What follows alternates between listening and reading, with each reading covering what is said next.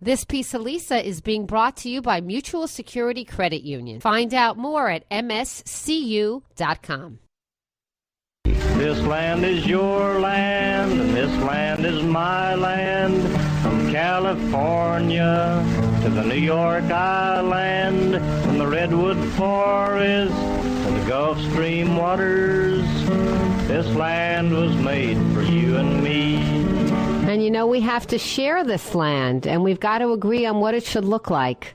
We're going to talk after 5 o'clock about a devastating story about all these exotic animals who were living in a zoo of sorts, a sanctuary of sorts, and their owner killed himself after letting all of them go free. And the people overreacted in panic, in my view, the law enforcement, and they killed almost 50 of them. They're almost all dead now. Lions, tigers, bears, animals that will otherwise go extinct. And it's our fault collectively as a human species. I just want to spit on us most of the time.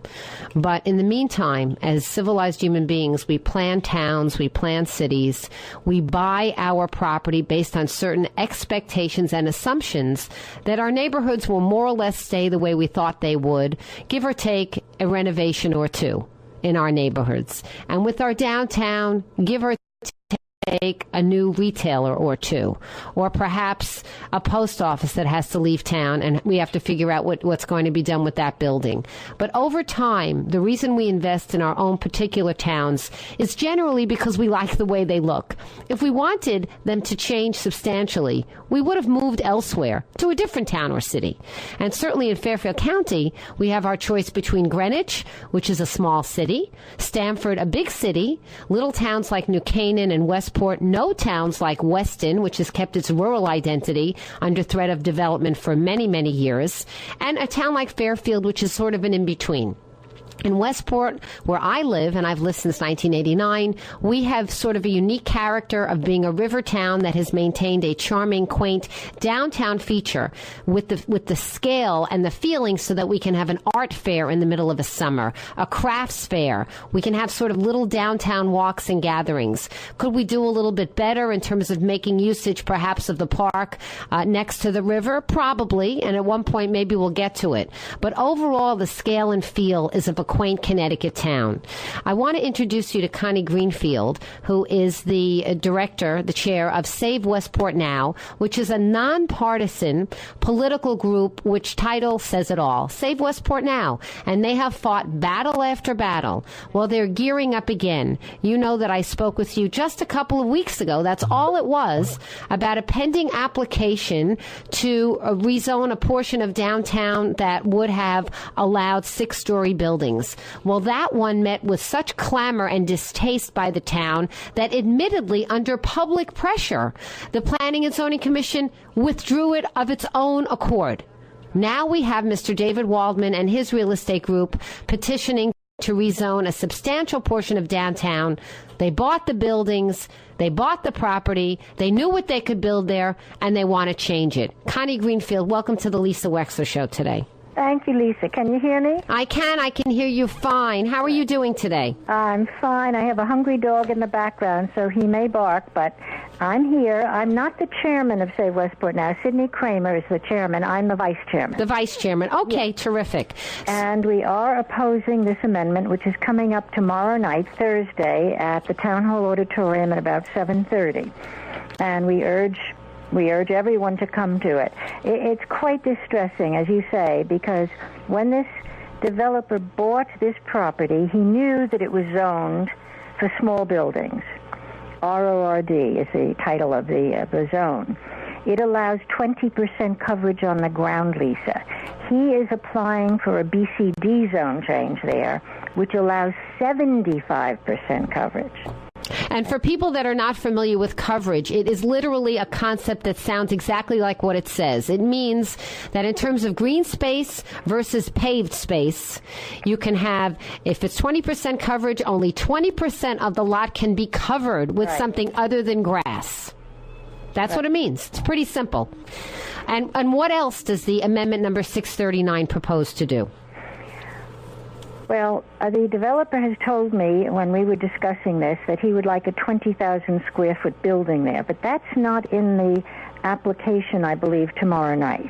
He just wants a map change. He wants to change the zoning there from 20% coverage to 75% coverage. And then he says he'll come in with other applications to tinker with it. And one of Save Westport Now's problems with this whole application is that we only have the first piece. Yes, it's a very piecemeal. It's almost a sly way of getting it in front of the town, isn't it? Yes, and the zones were put in place, as you said in your introduction, to protect Westport from over-commercialization. So not knowing what his other plans are for the property on Church Lane is very nervous-making. And we are urging the P&Z to turn this down, to deny it, to say no to it tomorrow night. It isn't only coverage, it's also a question of expanding the square footage. I was reading Larry Bradley, who was the town planner, his report on this, and he basically says, in fact, I wrote a piece on Westport Patch, so if you are online and able to look at it, I wrote it this morning. They put it in the letter to the editor section, but you can find it on Westport Patch, just Google radio host Lisa Westport Patch 639. It comes right up. And I'm not sure how many people are looking at it yet, but I detail specifically all the changes directly from the letter that is being presented to the commission itself tomorrow. Good. And there's also so there's a big expansion as well in square footage on the property. Absolutely. And where will those cars go? Because Church Lane is a tiny road, and Elm Street is small. And I was standing there yesterday morning. There's a lot of traffic there. Where is the traffic from 20,000 square feet going to go? Well, not only that, but according to the report by the town planner, they are saying that another 55 parking spaces will be required under this application. That's a lot, Connie. That's a lot. He says he'll put double-level parking underground. He says he'll widen the sidewalks. He says it will bring vitality. But you and I know big buildings don't necessarily bring vitality. Hardly. And we don't need a whole lot more of office space downtown. No, we don't. And this whole vitality thing is... We've discussed this in the past, but when I spoke to Sidney Kramer myself, he said that was a red herring because actually rents are fairly high and stable for commercial properties right now in Westport. Mm-hmm. They seem to have survived this recession, depression a lot better than a lot of other towns that have a lot of vacant space, that have a glut of retail and office space. That's true. Well, we're urging people, Lisa, to come to the meeting, the P&Z meeting tomorrow night.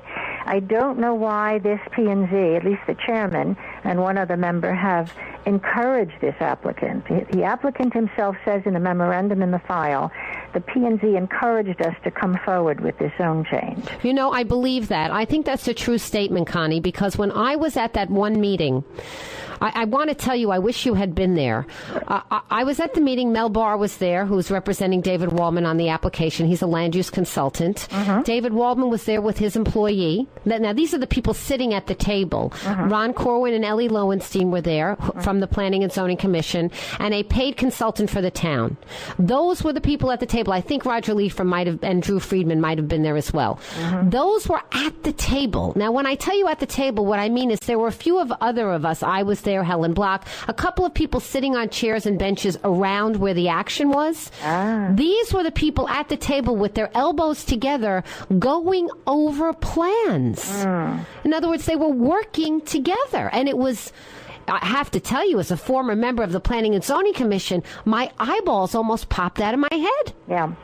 Well, there's no doubt the P&Z chairman has been talking with developers all summer, and I think he's just decided that big buildings are fine for downtown Westport. So we have to fight. Now, I know there's a political campaign going on. Who is Save Westport Now endorsing? Well, Save Westport Now always interviews all the candidates if they're willing to come in. So we interviewed the one Democrat running. We interviewed the 4 Republicans running. But we don't care about labels because we're nonpartisan.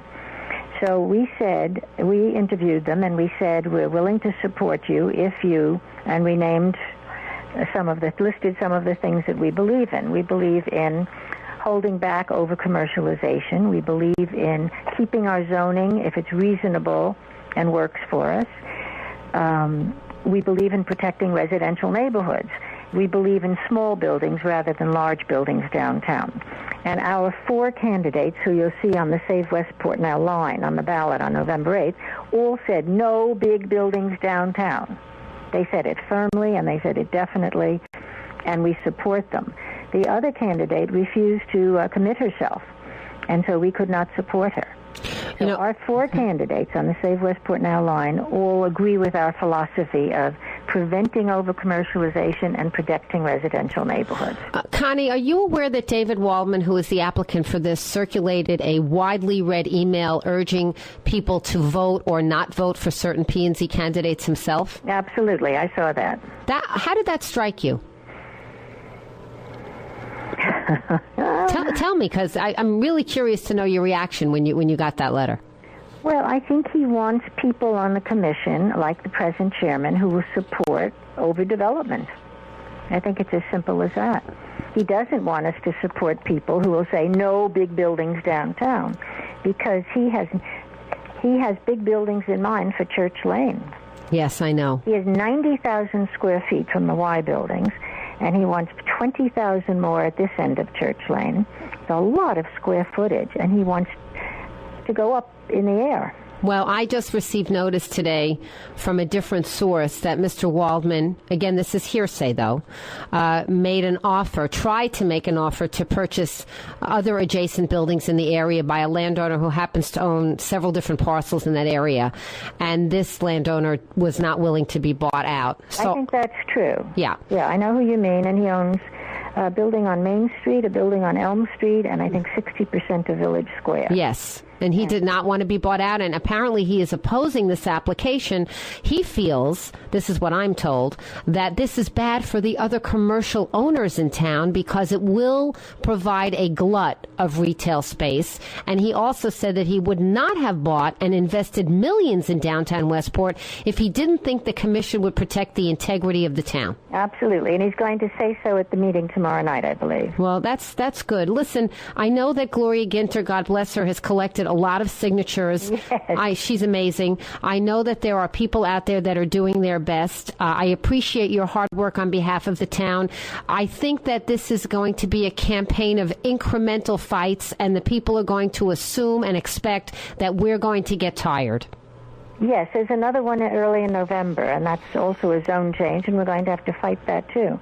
This is a real assault on our zoning, Lisa. Yeah. It's a nibbling away of our good zoning. I know, and when I saw it being planned, I believed that they were doing exactly what they want. Mel Barr rubbed his hands together when I asked why he was there. By the way, he was not candid with me because I asked him why he was there. Did he have an economic interest in what was going on in the town? And he rubbed his hands together and he said, no, it's just the first time in 30 years I think I can get this done. And now I see that he's representing Mr. Waldman. So that wasn't exactly ingenuous. Yeah. No. Yeah. Well, wish us luck Thursday night. I'll be there with you. Again, we urge all citizens to come and oppose this amendment. I would concur with that, and I will be there myself. Connie Greenfield, Save Westport Now. Thanks so much for being on the Lisa Wexler Show. Thanks so much. You've just been listening to A Piece of Lisa. If you'd like to listen to the whole 2-hour show, please go to lisawexler.com, where all shows are archived. And do follow me on Twitter at Lisa Wexler.